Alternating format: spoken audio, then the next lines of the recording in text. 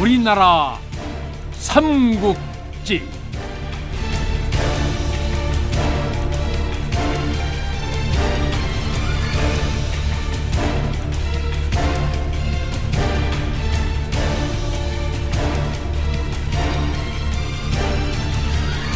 제 63부 관산성 전투.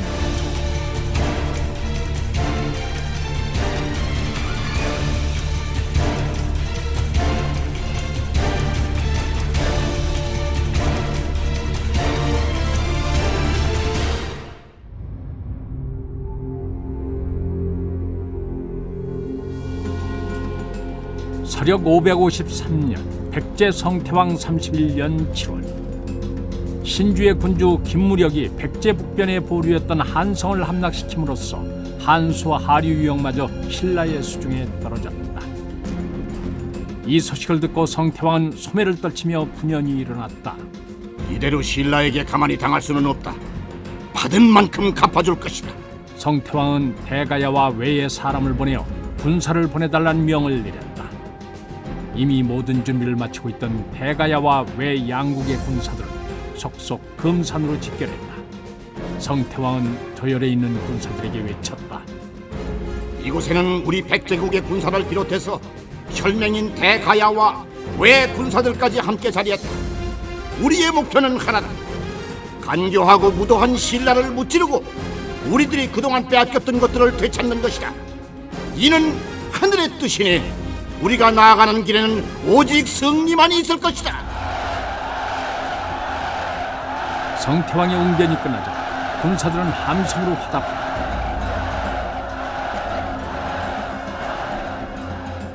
삼만의 정예병은 금산을 출발하여 신라의 관산성으로 쳐들어갔다. 이때 관산성을 지키고 있던 각간 우덕은 이찬 탐지에게 명해서 백제군을 맞아 싸우게 했다. 탐질은 뛰어난 무용과 지략으로 진흥태왕의 총애를 받는 장수였다. 그는 태왕이 백제와의 싸움을 결심하면서 서부 국경 지역을 두루 살피는 임무를 띠고 관산성으로 파견됐다. 우덕과 탐진은 백제군이 침입했다는 전가를 받고도 그리 대수롭게 여기지 않았다. 이미 백제는 고구려와 신라의 연합전선에 의해 힘이 약화됐고 실질적으로 접전이 벌어지고 있는 곳은 관산성 인근이 아니라 신주를 중심으로 하는 한수 하류 지역이었기 때문이었다. 그래서 그들은 이번에 쳐들어오는 백제군이 소규모의 병력이리라 지레짐작했다.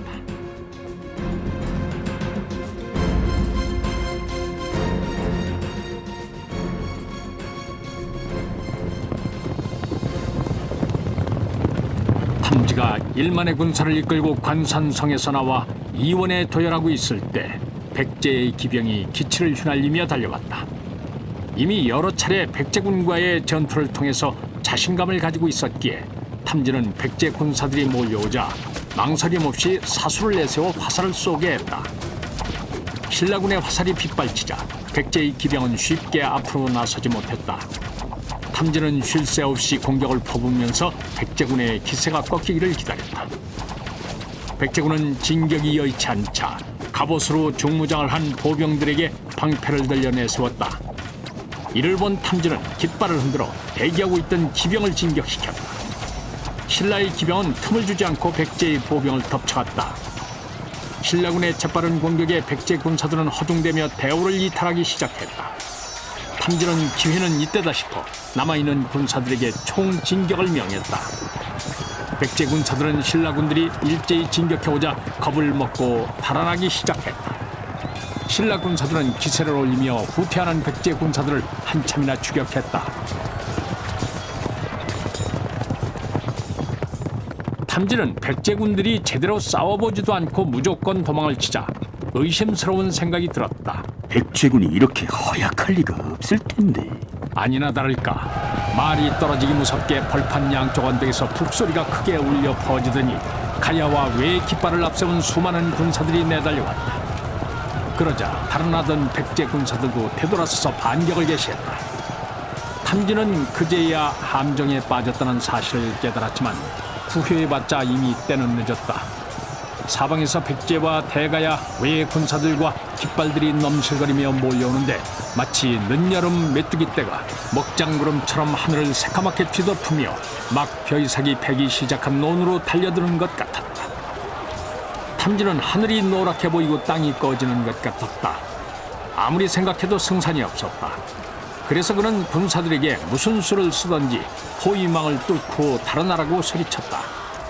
하지만 이미 크게 겁을 먹은 신라 군사들은 전의를 상실하고 허둥대고 있었다.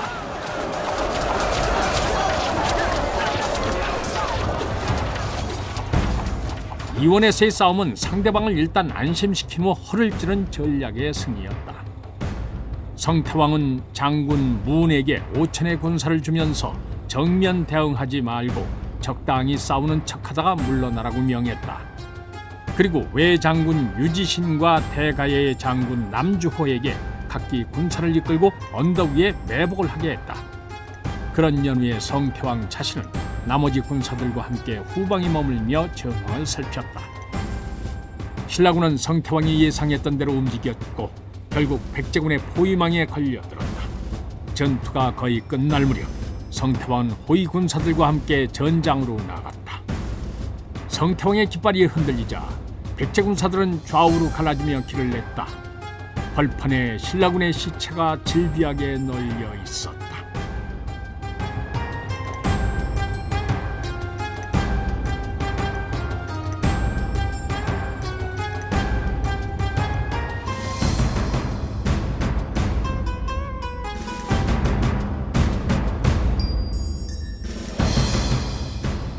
한편 탐진은 간신히 포위망을 뚫고 관산성으로 달렸다.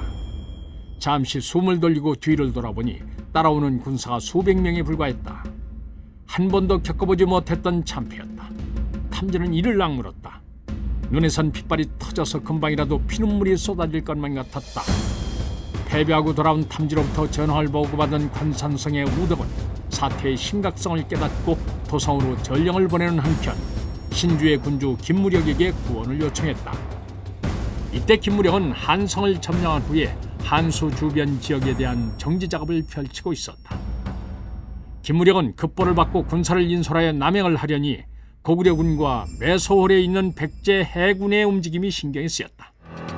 고구려가 비록 신라와 동맹을 맺었다곤 하나 빈틈을 보이면 언제든지 한수 유역으로 진격해 올 수 있었다. 그리고 백제의 해군 역시 한성을 수복하기 위해 반격을 준비하고 있었기에 방심할 수 없었다. 김무력은 이에 대비하기 위해서 한성을 중심으로 수비군을 강화하고 정예병을 엄선하여 관산성을 구원할 부대를 편성했다. 되도록 빨리 백제군을 물리치고 다시 돌아와야 했다.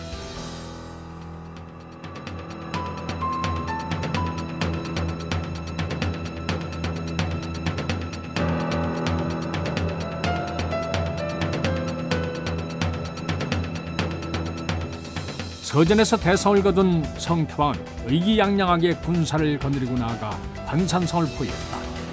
관상성주 우덕은 성을 굳게 지키며 김무력의 구원군이 당도하기를 기다렸다. 성태왕은 군사들에게 명해 일제히 성을 공격했다. 우덕은 군사들을 독려하며 백제군의 공격을 힘겹게 막아냈다. 이원에서의 패배로 인해 관산성의 군사가 얼마 남지 않았기 때문에 백제군을 막아내기 어려웠지만 험준한 산세의 도움으로 근근히 버틸 수 있었다.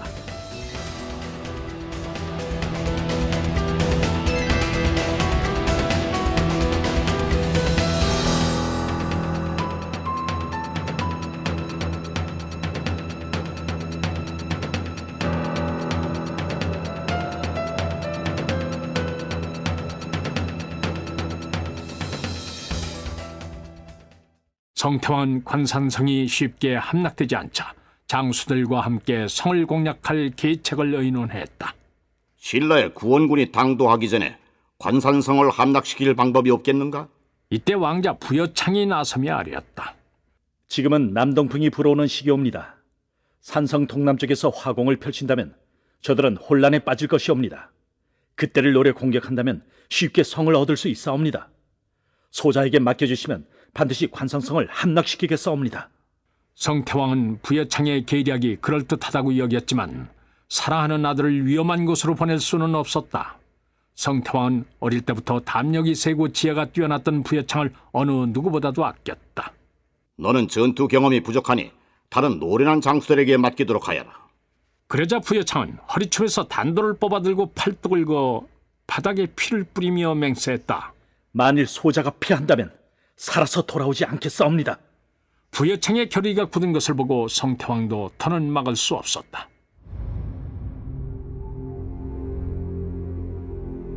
성태왕은 부여창에게 3천의 군사를 주어 관산성 동쪽에 위치한 삼성산으로 나아가게 했다. 그리고 자신은 성의 서쪽으로 나아가 신라군의 이목을 끌었다. 우덕은 백제군이 서쪽에서 공격해오는 것을 보고 탐지에게 명해 서쪽의 방비를 강화하게 했다. 그리고 군사들을 나누어 성의 남쪽과 북쪽으로도 보냈다. 동쪽은 지형이 험준하여 오르기 힘들었기에 10여 명의 파수병만을 세워두었다.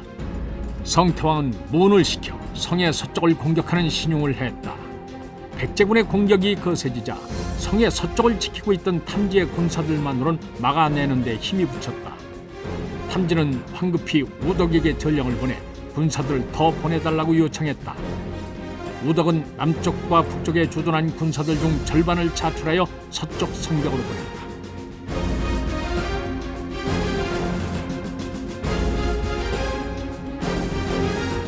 관산성의 신라군들이 온통 성의 서쪽에 집중하고 있을 때 부여창은 군사 3천을 이끌고 성의 동쪽으로 면한 삼성산의 가파른 산비탈을 올랐다. 백제 군사들은 기름을 먹인 전을 두른 화살과 염초, 집더미 등을 짊어지고 산비탈을 따라 성벽 밑으로 접근했다. 관산성의 동쪽 성벽 아래에 다다른 부여창은 군사들을 시켜 성문 앞에 염초와 집더미를 쌓고 불을 놓았다. 나무로 만든 성문은 불을 놓기 무섭게 타오르기 시작했다. 성벽 위의 파수병은 예기치 못했던 백제 군사들의 출현에 기겁해서 우덕에게 이 사실을 알렸다. 우덕은 서쪽을 막기도 급급했다. 하지만 동쪽이 무너지면 성 전체가 위험에 처하게 되기에 할 수 없이 북쪽과 남쪽에 남아있는 군사들을 끌어모아 동쪽 성벽으로 달려갔다. 우덕이 성의 동편에 도착해보니 이미 불화살이 성 안으로 마구 날아들고 있었다. 곳곳에서 불길이 일어났다. 성 안벽에 잇대어 지어놓은 건초 창구 지붕 위에 불길이 일더니 순식간에 지붕이 무너져 내렸다. 창고 안에 쌓아둔 건초더미에 불이 옮겨붙어 엄청난 화염을 일으켰다. 이어서 마국간과 군사들의 막사에도 불이 붙었다. 우덕은 자칫하면 성 전체가 불바다가 될 것 같아 군사들에게 우물에서 물을 길어다 불을 끄라고 지시했다.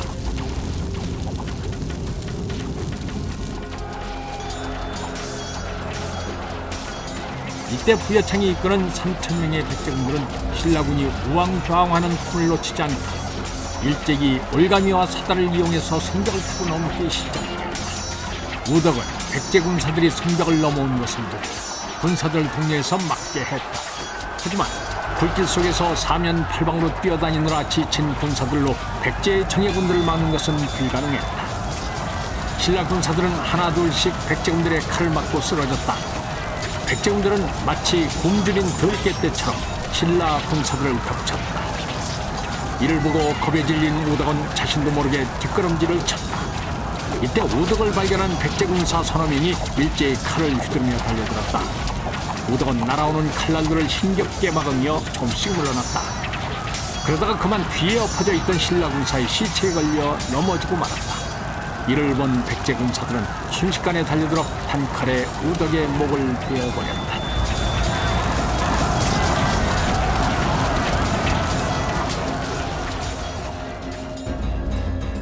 우덕이 죽자 남은 신라군들은 더 이상 싸울 엄두를 내지 못하고 앞다투어 무기를 버리고 항복했다. 서쪽에서 백제군을 맞아 싸우던 탐지는 우덕이 죽고 동쪽 성벽이 점령당했다는 말을 듣고 싸울 의욕이 사라졌다. 그는 신복부와 몇 명만을 데리고 북쪽 성문을 열고 달아났다. 이에 마지막까지 목숨을 걸고 싸우던 관산성의 군사들도 무기를 버리고 백제군에 항복했다.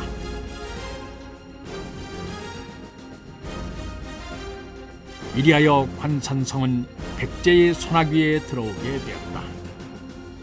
관산성을 점령한 성태왕은 부여창에게 성을 지키게 한 후 군사들을 이끌고 국원으로 진격해 나갔다.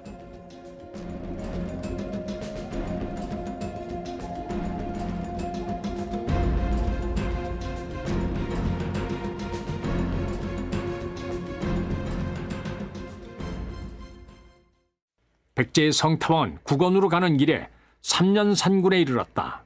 이곳을 지키던 신라의 장수 허랑계는 지레 겁을 먹고 약간의 수하 군사만을 데리고 달아났다. 이리하여 성태왕은 힘들이지 않고 삼년산성을 손에 넣을 수 있었다. 삼년산성에 입성한 성태왕은 성안 곳곳을 둘러보다가 마국간을 발견했다. 평소 말을 좋아하는 성태왕이었기에 호기심이 일었다. 성태왕은 시위들을 거느리고 마국간 안으로 들어갔다. 10여 마리의 말들이 불안에 떨며 불청객들을 쳐다보았다.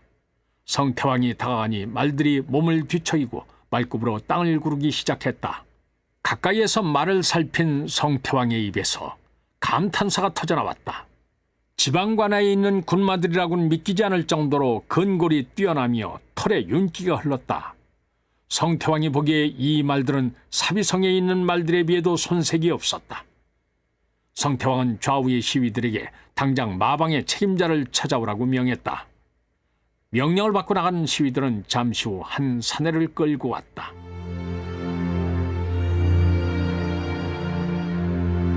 사내는 비록 때에 찌들고 기운 옷을 입고 있었지만 깊고도 흔들림이 없는 눈망울과 굳게 담은 입술에서 범접할 수 없는 고집과 기상이 느껴졌다. 성태왕은 고도도의 기상에 탄복했다. 성태왕은 고도도를 풀어주라고 명하고 성 안에서 자유롭게 돌아다닐 수 있게 했다. 그리고 말을 보고 싶으면 언제든지 마국간에 들 수 있게 했다. 뒤늦게 이 소식을 전해들은 병관좌평 연회가 성태왕에게 달려와 반대했다. 성태왕은 담대하게 웃었다. 그렇지만 연회는 불안한 마음을 금할 수 없었다. 그래서 부하들을 시켜 고도도의 일거수일투족을 감시하도록 했다. 그런데 고도도는 가끔씩 마국간에 가보는 일 외에는 자신의 처소를 벗어나지 않았다.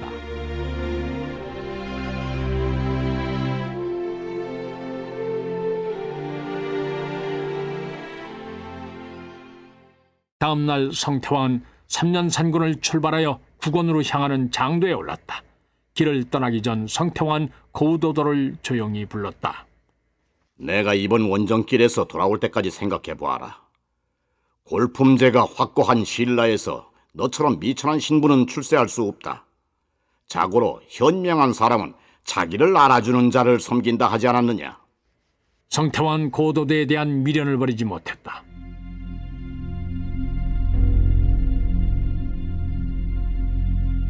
성태왕이 떠나자 고도도는 번민에 빠졌다.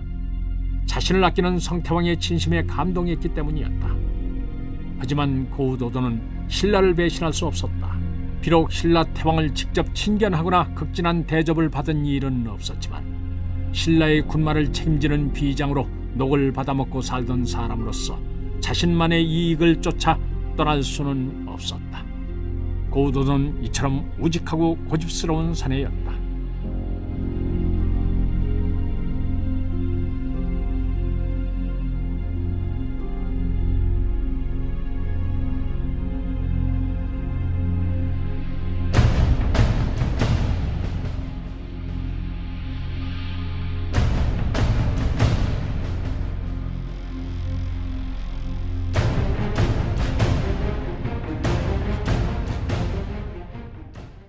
한편 관산성을 함락시킨 부여창은 전장으로 나가 공을 세우고 싶었다. 하지만 성태왕은 그의 바람과는 달리 관산성에 남게 했다. 언제 있을지 모를 신라군의 반격에 대비하여 관산성을 지키고 후방을 살피는 임무도 중요했기 때문이었다. 그러던 어느 날 부여창이 집무실에서 도성으로부터 올라온 장계를 들여다보고 있는데 번을 서던 장수가 뛰어들어와 다급히 아뢰었다. 신곡에 나가 있던 척후의 보고에 의하면 신라군이 낭비성을 출발하여 이곳으로 달려오고 있다 합니다. 그들의 병력은 얼마나 된다고 하던가? 먼저 적의 전력을 파악하는 것이 급선무였다. 대략 3-4만 원 좋게 될 것이라 하옵니다. 부여창은 긴장하지 않을 수 없었다. 지금 성을 지키고 있는 병력만으로는 신라군을 감당해내기 어렵다. 부여창은 먼저 성태왕에게 전령을 보내고 나서 도성에 연락을 취하여 구원병을 보내도록 했다.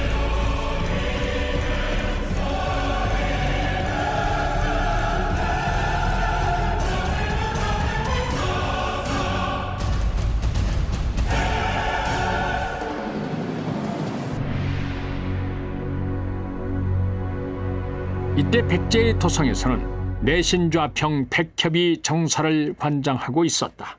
성태왕은 귀족들과의 관계 개선을 위해 그들의 대표격인 백씨 일족의 가주 백협을 내신좌평에 임명해두고 있었다. 백협은 부여창의 구원 요청을 받고 여러 귀족들과 함께 모여 논의를 했다. 달솔 진속이 눈을 가늘게 뜨며 말했다. 지금 구원군을 보내지 않으면 부여창은 필시 패전할 것입니다. 그렇게 되면 태왕은 자연히 고립될 수밖에 없습니다. 이때 우리가 나서서 신라와 화평을 맺고 양국의 우호를 다진다면 태왕의 기세가 꺾일 것입니다. 그리만 된다면 백제는 다시 평화로워질 것입니다. 내솔 해공이 고개를 끄덕이며 동조했다. 태왕은 그동안 우리들을 무시하고 모든 일을 독단으로 처리해왔소. 이번 신라와의 싸움만 해도 우리가 얼마나 반대를 했소. 이제까지는 태왕의 힘에 눌려서 우리의 뜻을 제대로 펼치지 못했으니 이번에야말로 우리 힘을 보여주어야 합니다. 절대로 구원군을 보내서는 안 됩니다. 한참 묵묵히 듣고 있던 백협이 입을 열었다. 하지만 만일 우리 군사가 신라군에게 패하게 된다면 나라 전체가 흔들릴 것이요. 신라의 대왕은 욕심이 많은 인물이니 우리의 제안을 호락호락 받아들이지는 않을 것이요. 그러니 일단은 사태를 지켜보다가 태왕이 힘이 빠졌을 때 도우러 가기로 합시다. 그러면 태왕도 더는 우리를 무시하지 못할 것이요.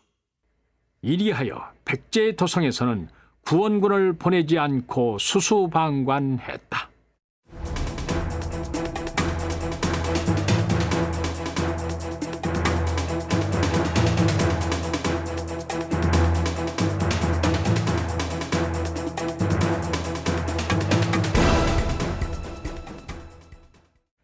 낭비성을 출발한 신라군은 관산성으로 진군해 가는 길에 삼년산군을 지나게 됐다. 삼년산군을 지키고 있던 백제군들은 신라군이 쳐들어올 것에 대비해서 잠시도 긴장을 늦추지 않았다. 하지만 김무력은 삼년산군에서 시간을 허비할 시간이 추호도 없었으므로 이곳을 그냥 지나쳐갔다. 관산성만 확보한다면 백제 태왕을 완전히 고립시킬 수 있었기 때문이었다. 김무력이 군사들을 이끌고 삼년산군의 산곡에 이르렀을 때였다. 갑자기 뒤에서 말이 달려오는 소리가 들렸다. 김무력이 돌아보니 부위의 군사들이 한 사내를 묶어 말등에 싣고 달려왔다.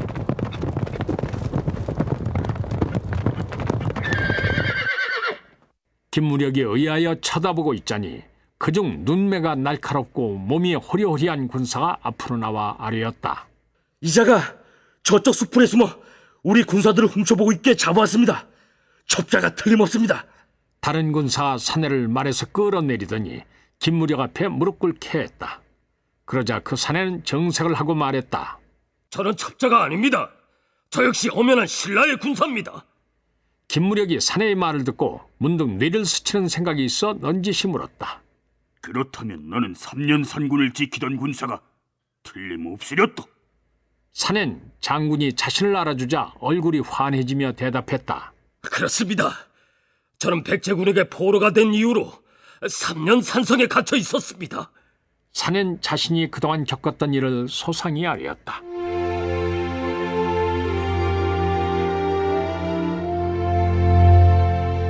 사내는 맹복이란 자로 본신은 도성의 대장장이었는데 신라와 백제의 싸움이 본격화되면서 무기를 만드는 일에 자출됐다. 3년산군으로 보내진 맹복은 무기를 제조하는 임무를 맡아서 매일같이 화살촉과 창날, 칼날 등을 만들어냈다. 그러다가 3년산군이 백제군의 수중에 떨어지자 포로 신사가 됐다. 성태왕은 관용을 베풀어 사로잡은 신라 군사들을 자신의 휘하에 거두고 본래 맡았던 일을 하게 했다. 맹복은 도성에 가족을 두고 왔기에 백제군을 위해 무기를 만들면서도 늘 성을 탈출할 기회를 노렸다. 그러나 감시가 삼엄하여 좀처럼 쉽게 기회가 오지 않았다. 맹복은 자신과 같은 처지에 있던 고우도도에게 답답한 심정을 털어놓으며 우울한 마음을 달래곤 했다.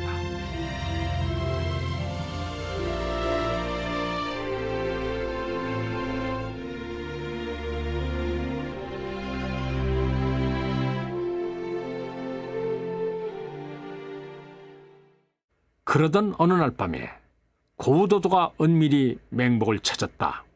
고우도도가 태왕의 총애를 받고 있었기에 백제 군사들은 고우도도의 행동에 제약을 가하지 못했다. 그래서 그는 성내에서 자유롭게 다닐 수 있었다. 고우도도는 주변 사람들의 눈치를 살피며 맹복을 호젓한 마국간으로 데리고 갔다. 김무력 장군이 이끄는 신라군이 관산성을 칠 것이란 소문이 파다하네. 그러니 자넨 이 길로 성을 빠져나가서 신곡으로 가게. 그곳은 관산성으로 가는 길목이니 김무력 장군이 반드시 그곳을 지날 것일세. 신라군의 움직임으로 인해 성내의 경계가 한층 삼엄해져 있는데 어찌 빠져나간단 말인가? 고우도도는 맹복의 귀에 대고 뭐라고 속닥거렸다. 말이 끝나자 맹복은 고개를 끄덕였다. 기막힌 계책일세. 그럼 자네는 어찌하려는가? 나는 이곳에서 할 일이 있다네. 하여튼 반드시 김무력 장군께 이곳의 사정을 전해주게나. 고우도도의 태도는 결연했다. 다음 날 날이 밝자 고우도도는 마국간에서 가장 뛰어난 말을 끌고 남쪽 성문 앞에 당도했다.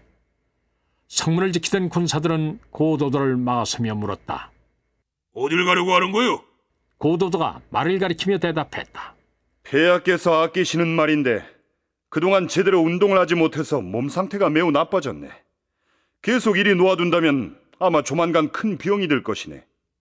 폐하께서 떠나시며 나에게 이 말을 잘 돌보라 신신당부하셨는데 병에 걸린다면 그 뒷감당을 어찌하겠는가? 고우도도가 태왕을 들먹이자 난처해진 군사는 수문장에게 이 사실을 알렸다. 수문장은 태왕이 고우도도를 아낀다는 사실을 잘 알고 있었다. 하지만 수문장으로서도 함부로 고우도도를 산성 밖으로 내보낼 수는 없었다. 수문장은 최대한 예우를 갖춰 고우도도에게 말했다. 무슨 말씀인지는 알겠으나 당신을 성 밖으로 내보내지 말라는 폐하의 엄명이 있었어. 그러니 나가실 수 없어. 고우도도는 부드럽게 대답했다. 그건 나도 잘 알고 있어. 그러면 이 마부를 시켜서 말을 달리게 하면 되지 않겠소? 고우도도는 마부로 가장한 맹복을 가리키며 말했다. 수문장이 그래도 망설이자 고우도도는 순식간에 얼굴색이 변하며 소리쳤다. 좋소! 이만 돌아가리다. 폐하께 말이 병들게 된 것은 모두 그대의 책임이라 말씀드리겠소. 수문장은 이 말에 겁을 먹고 서둘러 맹복과 말을 내보냈다. 이곳에서 너무 멀리 가지는 마라. 충분히 운동을 시켰다 싶으면 서둘러 돌아와야 하느니라. 수문장은 맹복에게 당부의 말을 잊지 않았다. 이렇게 해서 맹복은 성을 빠져나와 김무력을 만나러 달려왔던 것이다.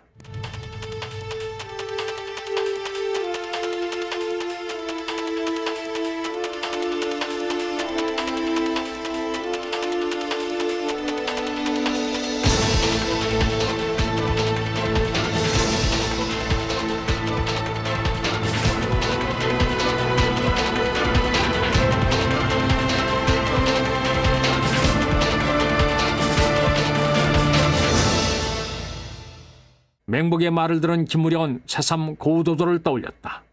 김무력도 신주에 있으면서 고우도도의 명성을 익히 듣고 있었기에 그를 믿는 마음이 있었다. 고우도도라면 믿어볼 만하다. 김무력은 맹복을 쳐다보며 말했다. 3년 산성으로 돌아가 고우도도에게 내 말을 전하게. 자네가 아니면 이 임무를 수행할 사람이 없네. 맹복은 김무력의 명을 받고 가슴이 답답했다. 성으로 돌아가면 다시 빠져나오는 것은 불가능했다. 맹복의 눈앞에 식구들의 모습이 하나씩 스치고 지나갔다. 그리고 마지막으로 고우도도의 비장한 모습이 자리 잡았다. 순간 맹복은 마음을 다시 독하게 다잡았다. 이대로 돌아가면 백제 군사들의 의심을 살 것입니다. 저의 어깨에 화살을 쏘아주십시오. 김무력은 맹복의 청에 따라 일부러 화살을 쏘아 어깨에 박았다. 맹복은 이를 악물고 고통을 참으며 말에 올라탔다. 그리고 3년 산성을 향해서 내달렸다.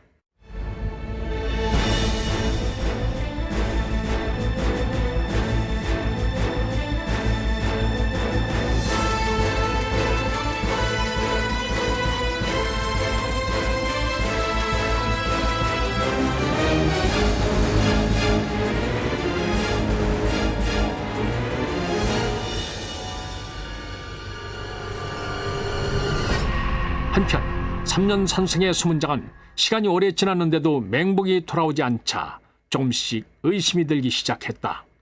수문장은 날카로운 눈빛으로 고도도를 노려보며 물었다. 이게 어찌된 일이오? 혹시 신라군에게 성안의 사정을 알리기 위해 글을 내보낸 것이 아닌가? 고도도는 태연하게 대답했다. 그럴 리가 있겠소.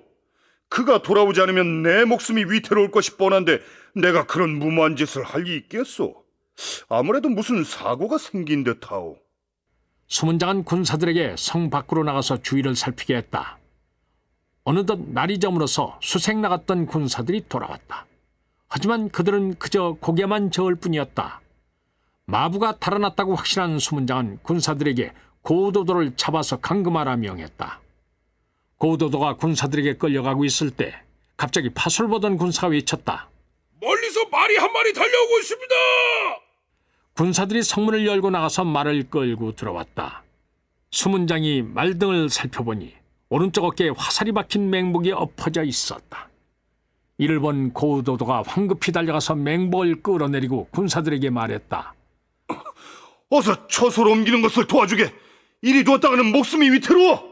고도도가 의술에 일가견이 있다는 것은 3년 산성에 있는 군사들 모두 알고 있는 사실이었다.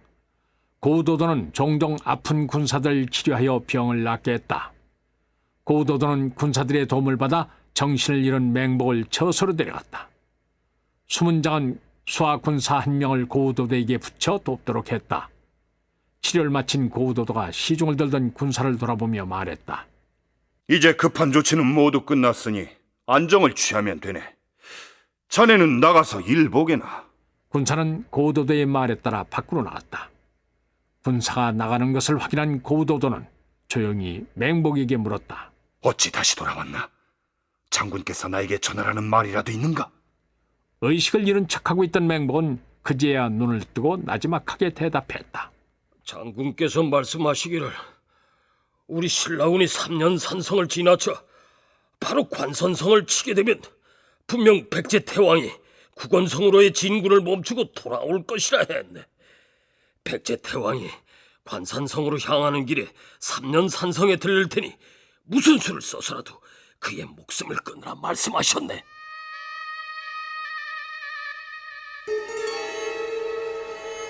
각오하고 있었던 일이었지만 막상 자신의 손으로 성태왕을 죽여야 한다는 말을 들으니 마음 한구석이 몹시 아팠다. 자네는 당분간 몸조리나 하고 있게나. 고도도는 밖으로 나와서 하늘을 쳐다봤다. 이미 밤이 깊어 별들이 선명하게 반짝이고 있었다. 고도도는 자신의 운명이 저 별들과 같다고 생각했다. 아무리 애를 써봐도 별들이 자신의 자리를 떠날 수 없듯이 그 역시 숙명에서 벗어날 수 없었다. 이제 그가 할 수 있는 일은 때가 오기를 기다리는 것뿐이었다.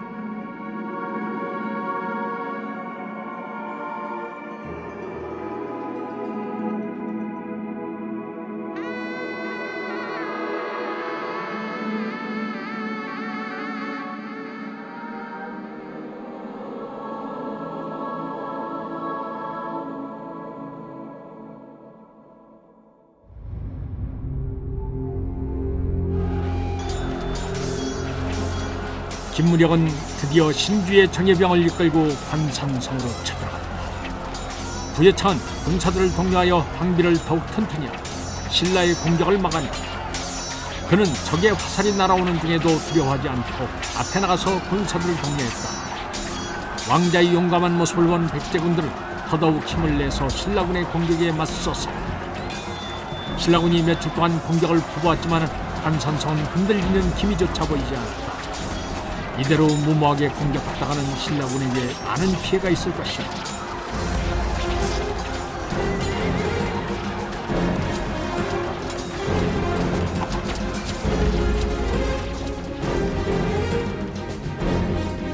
김무력은 일단 군사들을 물리고 관산성을 공략할 방법을 모색했다.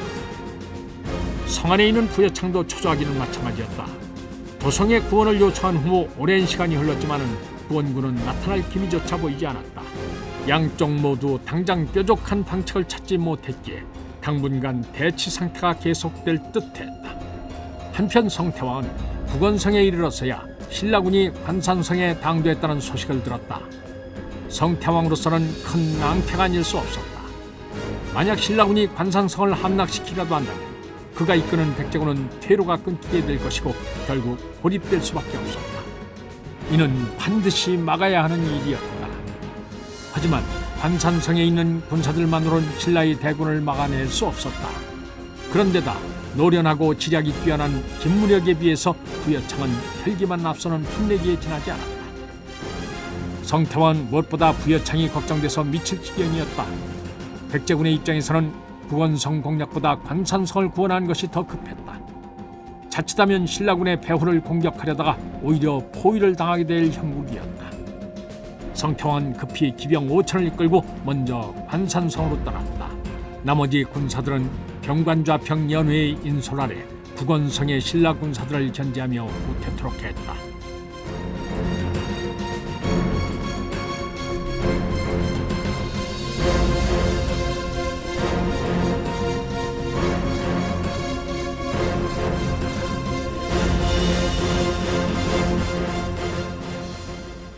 성태왕은 밤새 쉬지 않고 말을 달려 삼년산성에 도착했다.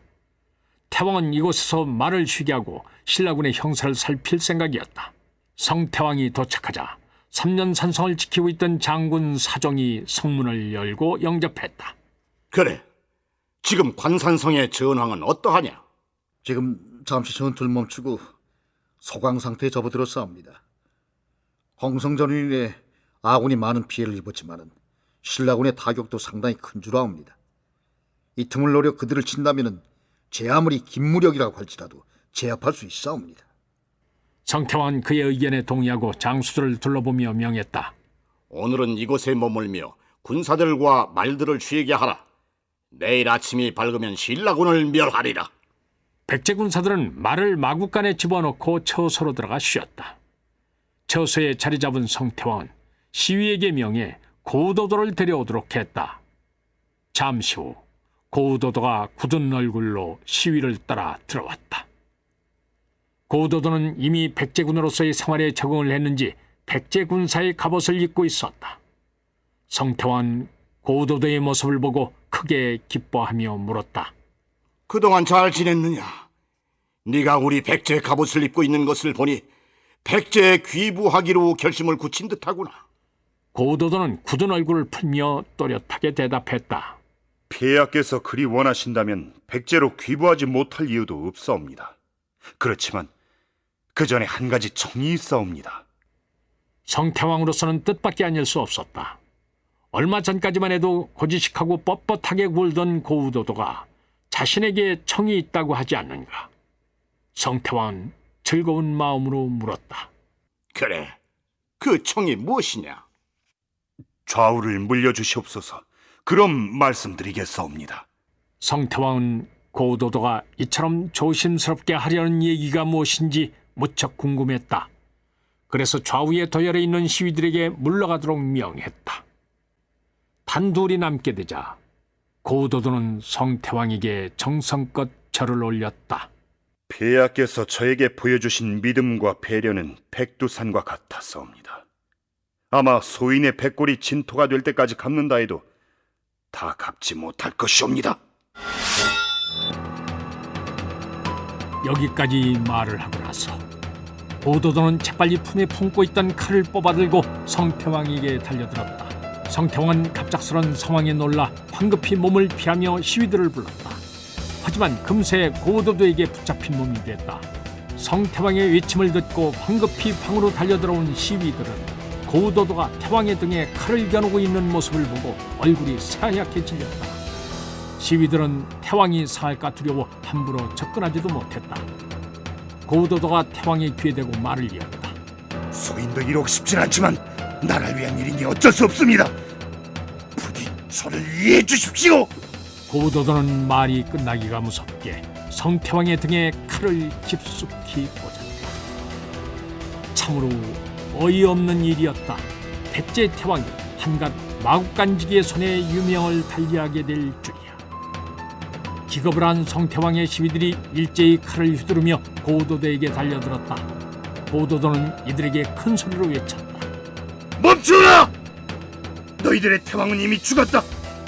가혹한 운명 때문에 내 손으로 죽이긴 했지만 백제 태왕께서는 진정한 영웅이셨다. 내 이런 분을 죽이고 어찌 살아남길 바라겠는가? 시위들이 잠시 주춤하고 있는 사이 고도도는 성태왕의 등에 박혀있던 칼을 뽑아 자신의 목을 찔렀다.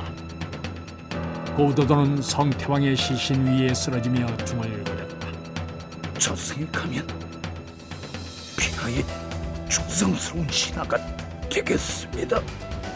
고도도는 그 자리에서 절명했다. 시위들은 참담한 심정으로 두 구의 시체를 내려다보며 못 박힌 듯 서 있었다.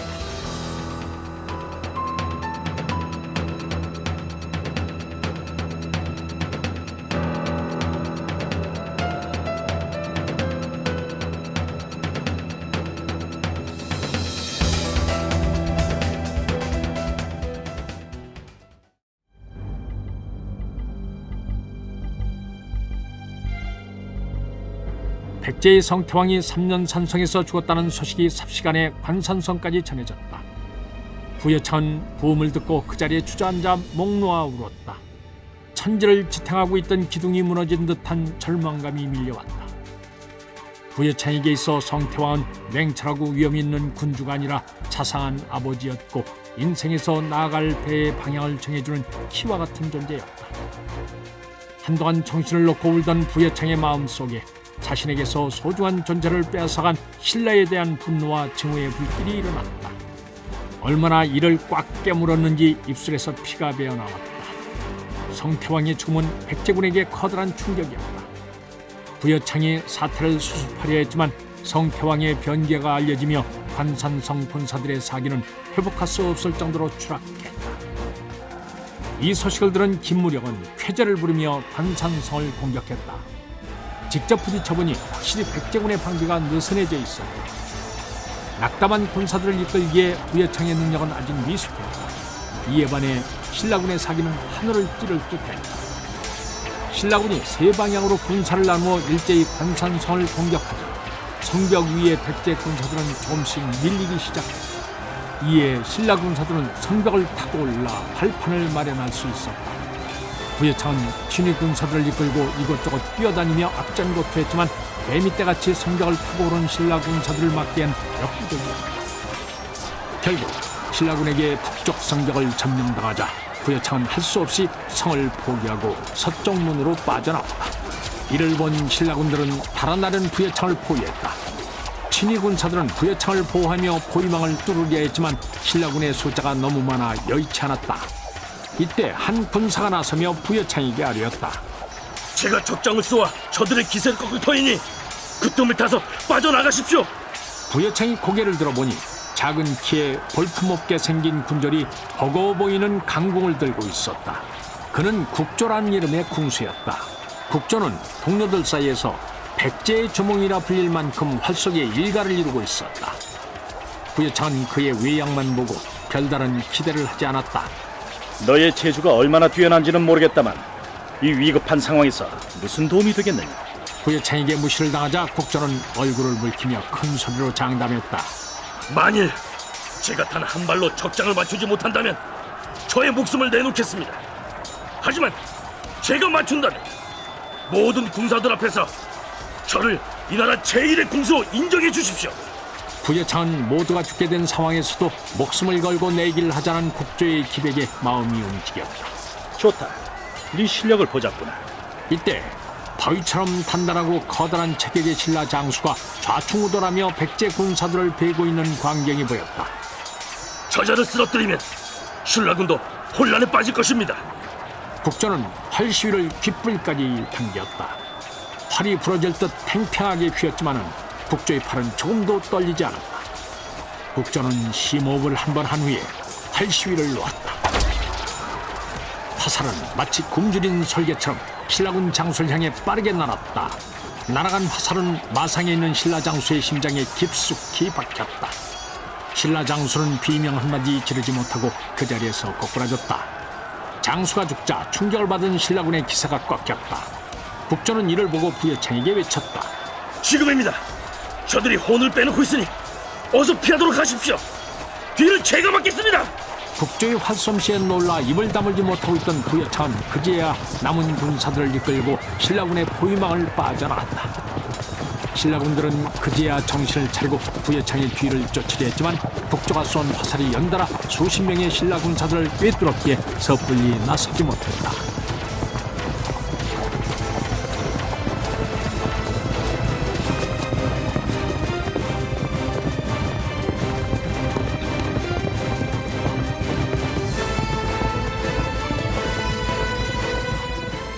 이리하여 부여창은 간신히 목숨을 구해 사비성으로 달아날 수 있었다. 도성으로 돌아온 부여창은 북조의 공을 크게 치하하고 내기한 대로 모든 군사들이 도열한 가운데 그를 백제 제1의 군사로 인정했다.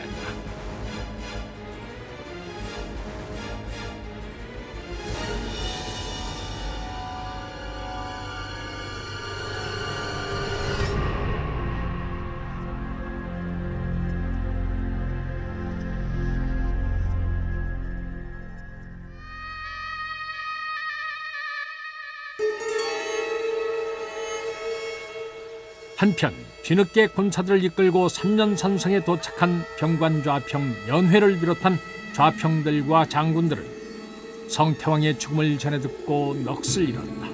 그들은 마치 더듬이를 잃은 달팽이처럼 아무것도 할 수 없었다.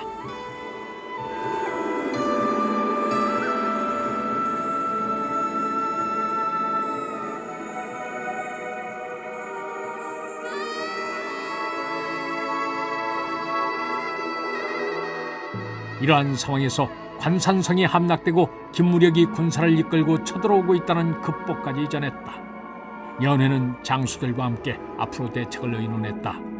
회의 분위기는 침통하기 이를 데 없었다. 유사좌평 사무가 먼저 입을 열었다. 지금 상황에서 적을 맞아 싸우는 것은 무리입니다. 일단은 도성으로 퇴각한 후에 신라군에 대응할 방책을 마련합시다. 이에 장군 차주가 나서며 반대했다. 어찌 그리 비겁한 말씀하시오. 이번 전쟁에는 신의를 저버리고 자신들의 욕심을 차린 신라를 응징하고 백제의 기작을 드높이겠다는 폐하의 의지가 담겨 있습니다. 그런데 만일 우리가 신라군과 싸워보지도 않고 달아난다면 폐하의 뜻을 저버리는 일이 될 것입니다. 우리는 반드시 신라군을 섬멸해서 폐하의 원수를 갚아야 합니다. 장수들은 후퇴하자는 쪽과 싸우자는 쪽으로 나뉘어 경론을 벌였으나 쉽게 결론을 내지 못했다. 답답해진 연회가 나서며 말했다. 이렇게 입씨름만 하고 있을 때가 아니오. 지금 신라군이 지척에 당도해 있어. 이제 더는 달아날 곳도 없단 말이오. 그리고 도성으로 돌아간다고 해도 내신 좌평의 무리들이 우리를 가만두겠소? 아마 패전의 책임을 물어 벌하려 할 것이오. 진퇴양난의 상황이니 우리에게 남은 일은 하나밖에 없소. 무조건 신라군과 싸워서 그들을 이기고 당당하게 도성으로 입성하는 것이오. 연회의 말이 옳았기에 장수들은 모두 입을 다물 수밖에 없었다.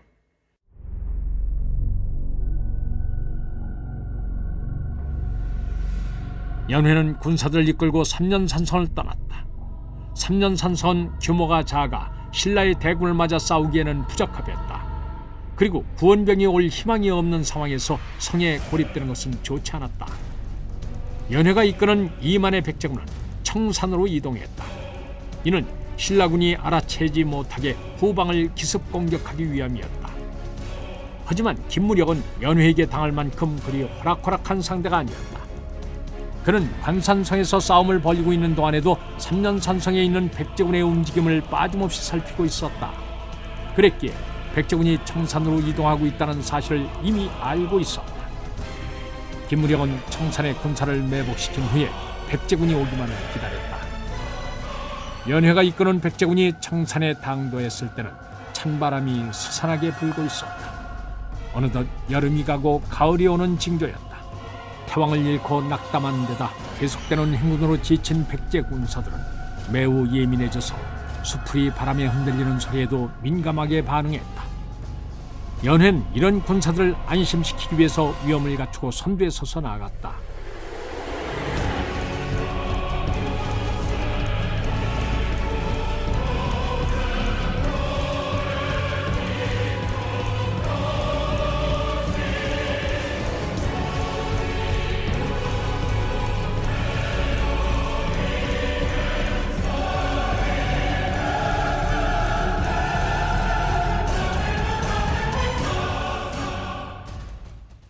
이때 대열 앞에 커다란 나무찜을 진 촌부가 걸어가는 모습이 보였다.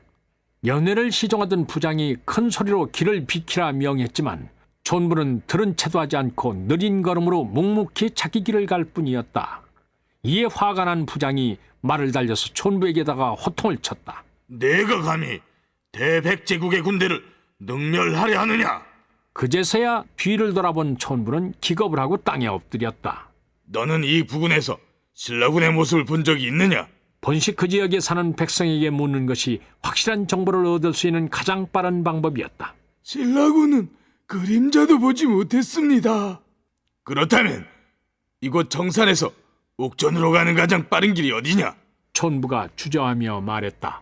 저기 보이는 갈림길에서 서쪽 길을 따라가면 산이 나오는데 그 산길을 따라 오르다 보면 큰 바위가 나타납니다. 거기서 오른쪽으로 돌아 오솔길을 따라서 등성이를 넘어가면 바로 관산성으로 통하는 지름길이 나타납니다. 연은 신라군이 이 근처에 나타나지 않는 것으로 보아 백제군의 움직임을 파악하지 못하고 있다고 판단했다. 더구나 경계를 한다 해도 험한 산길을 따라오리라고는 예상하지 못했으리라 여겼다. 연은 촌부가 일러준 대로 갈림길에서 서쪽 길을 택해 나아갔다. 한참을 가다 보니 제법 지세가 험해 보이는 산이 나왔다. 백제 군사들은 연회가 산길로 올라가자 작은 목소리로 불평을 늘어놓았다. 연회는 군사들의 불만을 모른 채하고 묵묵히 앞장서서 걸었다. 그런데 아무리 올라가도 바위는 나타나지 않았다. 계속해서 산길만 이어지자 연회는 조금씩 마음이 불안해졌다. 연회의 불안감이 커지는 만큼 군사들의 불만도 팽창해갔다. 연회는 한참을 가다 보니 왠지 계속해서 제자리를 돌고 있는 듯한 기분이 들었다. 그는 걸음을 멈추고 주위를 살폈다. 나무들이 울창하게 우거져 있어 사방이 제대로 보이지 않았다. 게다가 어느덧 산에는 어둠이 깔리고 있었다. 밤에 산길을 걷는 것은 위험한 일이었다. 연회는 그 자리에서 하룻밤을 보내기로 결정했다. 병사들은 막살을 짓기도 어려운 형편이었기에 숲으로 들어가 적당한 곳에 자리를 잡았다. 이미 겨울이 가까워졌는지 밤이 되니 매서운 추위가 밀려왔다. 군사들은 온몸을 녹이기 위해 모닥불을 피우고 그 주위에 바싹 다가가 자리를 잡았다. 연회는 앞으로의 일이 걱정됐다. 아무래도 길을 잘못 든 것이 분명했다. 몸을 뒤척이던 연회가 살포시 잠에 빠졌을 무렵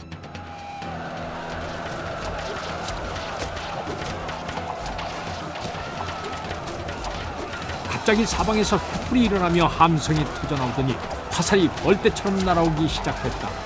행군에 지쳐 깊은 잠에 빠져있던 백제 군사들은 일어날 틈도 없이 화살을 맞아야 했다. 연회는 적이 기습해왔음을 깨닫고 재빨리 일어나 몸을 피했다.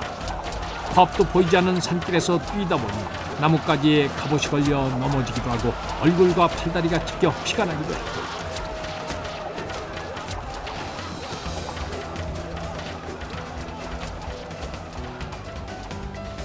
한참을 달리다 보니 함성이 들리지 않았다.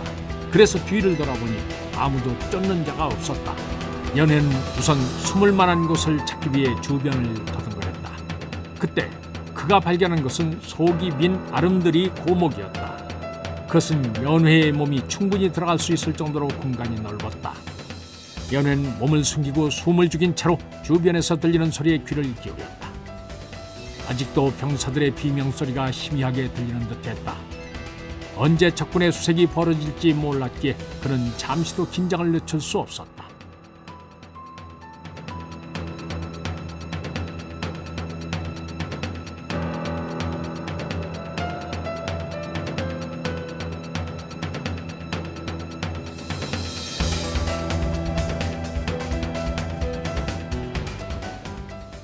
연회가 눈을 뜨니 어느새 날이 밝아 있었다.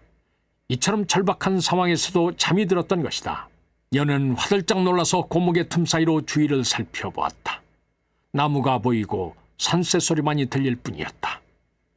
연회는 사방이 조용해지자 일단 안심을 하고 구멍 밖으로 나왔다. 그가 간신히 땅을 밟고 섰을 때 갑자기 어디선가 노랫소리가 들려왔다. 연회가 신라군인가 하고 깜짝 놀라서 쳐다보니 어제 길을 가르쳐 주었던 촌부였다. 연회는 촌부를 보자 화가 치밀어 올랐다. 그는 차고 있던 단도를 빼들고 촌부에게 달려들었다. 이 모두는 촌부가 길을 잘못 알려주었기 때문에 일어난 일이었다. 그런데 촌부는 조금도 당황하지 않고 가볍게 단도를 피하며 연회를 밀어냈다. 연회는 제대로 힘도 쓰지 못하고 뒤로 넘어졌다. 촌부는 껄껄 웃으며 말했다. 어리석구나. 아직도 내가 누군지 모르겠느냐? 나는 신라의 장수 미진부라고 한다. 너는 나의 꾀에 넘어가서 함정에 빠진 것이다. 그제야 연회는 사건의 전말을 알 수 있었다. 어리석게도 호랑이의 꼬리에 현혹되어 송곳니가 번뜩이는 시뻘건 나가리의 머리를 디민 꼴이었다. 연회는 자신의 우매함으로 인해 2만 명이나 되는 군사들이 목숨을 잃었다는 사실이 도저히 견딜 수 없었다. 그는 큰 소리로 절규하며 손에 든 단도로 자신의 목을 찔렀다. 워낙 순식간에 일어난 일이라 미진부도 이를 막을 수 없었다. 피를 흘리며 쓰러져 있는 연회를 보며 미진부는 한탄을 금하지 못했다. 순간의 방심이 수많은 생명들을 나서갔구나. 미진부는 다시 노래를 부르며 산길을 걷기 시작했다.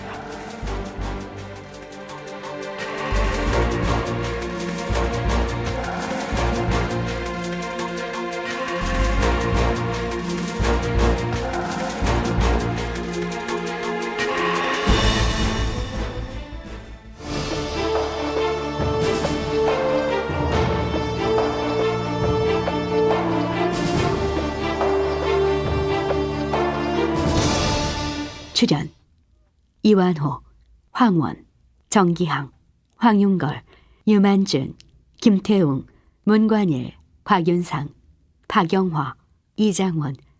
해설 김종성. 음악 이춘화. 효과 엄기혁. 기술 서교식. 총진행 유만준.